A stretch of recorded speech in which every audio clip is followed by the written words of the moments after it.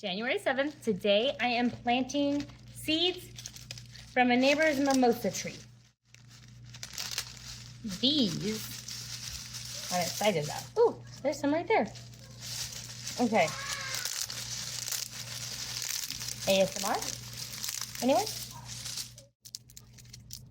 Story time. I know these trees are invasive. I know it. And I know I'm planting something that, I don't know, could take over, ruin wildlife as we know it. But the reason these are my favorite trees is when I was a little girl, I lived in Kentucky. And we had one of these trees in my front yard. And every time it would rain, it was kind of like an umbrella. And I don't know, there was something about that tree that I felt like was magical. I was super into ferngully. Imagine that. I was super into ferngully, and it just reminded me of that tree and ferngully and just, anyway. And one summer, there was a crazy rainstorm, and this blue butterfly, like it was such a beautiful blue butterfly, its wings got wet in the storm, and I found it under this tree. And I brought it in. We had made, I don't know, I think my parents had gotten a new refrigerator or some appliance, and my mom made a cardboard playhouse, like cut doors out of it and windows, and it was in the carport. And I brought that butterfly into my little cardboard box, and so that it could get dry from the rain. And my mom has a picture of it like on my shoulder. And once it was free, it just like went to that tree, and once it got better. So random story, but that is why, one of the reasons these are my favorite trees. And I didn't know what they were called until I went back to Indiana a couple of years ago to visit my grandma. And they were everywhere. And I was like, what are these trees? Like from Nashville, Tennessee to Kentucky to Indiana. I have family in all those areas. And so I was like, what is this tree? It's so pretty. And so I got curious, and I'm like, that is the tree. That is the tree from my childhood, from when I was a little girl, and the butterfly, and I saved it, and la la la la la, and ferngully. And so I researched it. It was a mimosa tree. And I was like, I have to have one of these trees someday. This property that we're at already had some established trees, established fruit trees too. It was like, this was just a dream house for us. And so I was like, well, where could I put it? And so I have this spot where I want to put this tree for the new flower garden I'm making for the babies that we have babies in heaven, our angel babies. And so you've already seen I've made a short about tulips going there. Tulips went there first. None of my babies' birth flower is tulips.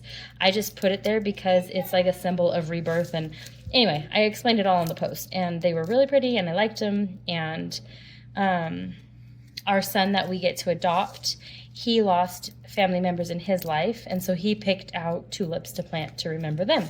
So it's like this really big remembrance garden. Fast forward, we're living here in this new town that we live in, and there was this house, and they had this beautiful mimosa tree in front of it. And I started wondering whose house that was. And a few times I thought, I'm gonna go knock on the door and see if I can have some seeds from their tree, because this is the second fall that we've lived here.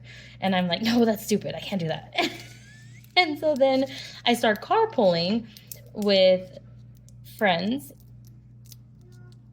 for my daughters are in dance and gymnastics.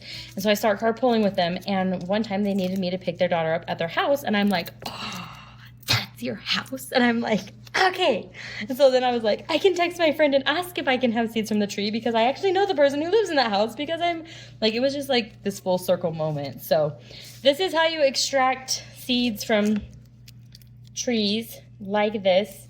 And these seeds do not need stratification. But mimosa trees aren't the only trees that put off these, like, they almost look like bean pods to collect their seeds. So all you have to do is kind of like rip them open and pop the seed out. I've gotten most of the seeds out. Oh, here we go. There's one in this one. I can feel it. So you just pop the seed out. It went flying. Can you get that for me, Miles? All right. Here we go. Here's another one. You pop the seed out. Well, and thank you for helping me. Don't eat it. I don't think it's poisonous or anything, but I am not having luck being able to show you how to get these out. It's right in there. Do you trust me? I don't know. You shouldn't trust me. I'm just some random person on the internet. Okay. Anyway, all you do is kind of pull them apart like a pea pod and get the seeds out. And they're hard little seeds. You can scratch them down with a nail file.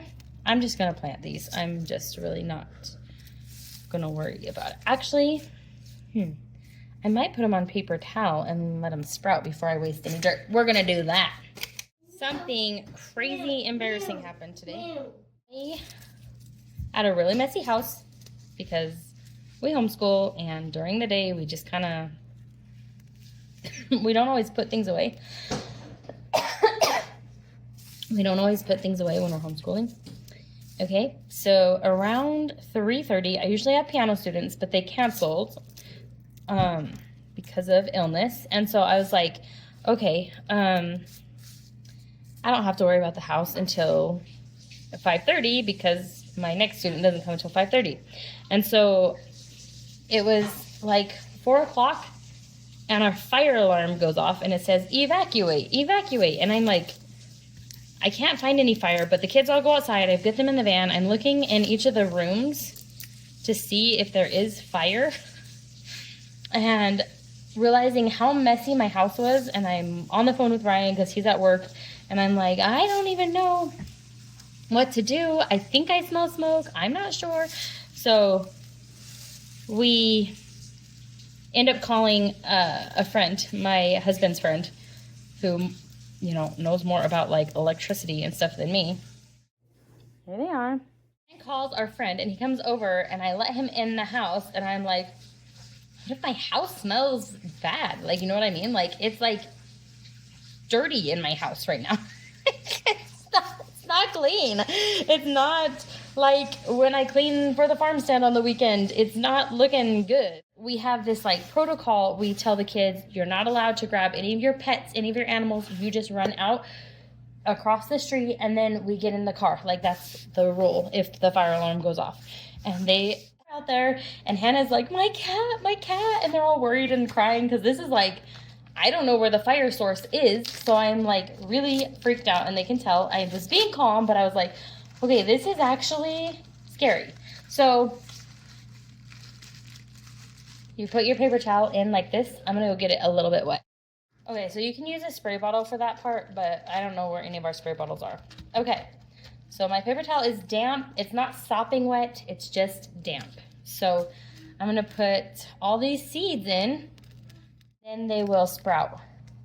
And when they sprout, I'll plant them in dirt. The other thing about my house is usually cats stay in the bedrooms of their owners, and like we have a catio and they can go outside and frolic, but they're not usually running about my house, especially on Wednesdays because some of my students are allergic to cats. So I usually vacuum.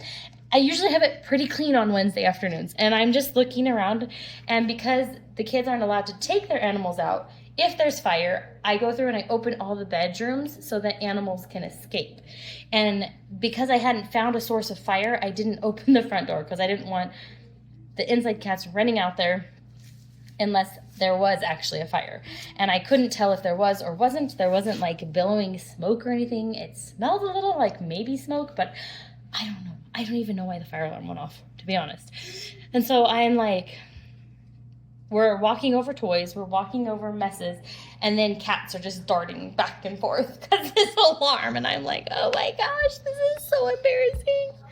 This is so embarrassing, the state of my house. So there's a story for you. There's the seeds. It is January 7th. We are planting mimosa trees this year. All right, bye.